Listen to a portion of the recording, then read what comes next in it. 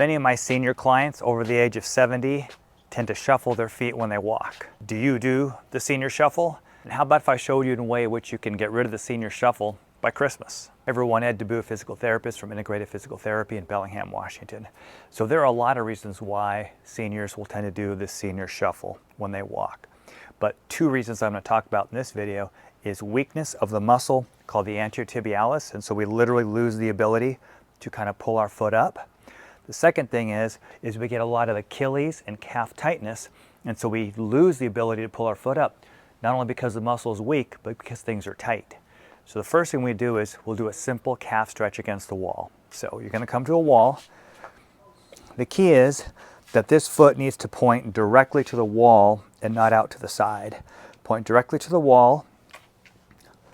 Bring one foot forward and lean in until you get a stretch in this back calf muscle. And then you're going to hold that nice and steady for a 30-second count. Then you repeat it on the other foot. Hold that steady for a 30-second count and repeat that 3 times. So now what we've got is we've loosened up the calf muscles. Now we're going to work on a strength of the anterior tibialis. So you'll need to come to a wall or something that you can lean on. Now there's different levels of this. First you start off with your butt touching the wall, and then if you look down at my feet, all I'm doing is lifting up, holding it for 3 seconds, and coming back down again.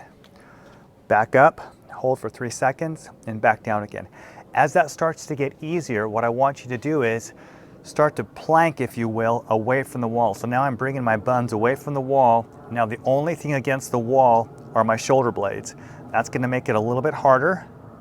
Same thing, I'm going to lift up, hold it for a 3-second count, and back down. As you get stronger, you move your feet further out away from the wall. Make sure you don't slide.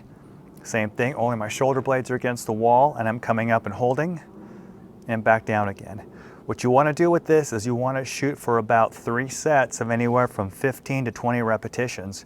And take note, because typically what will happen is one side will be a little tighter, and you may not be able to lift up your toes as much on that side.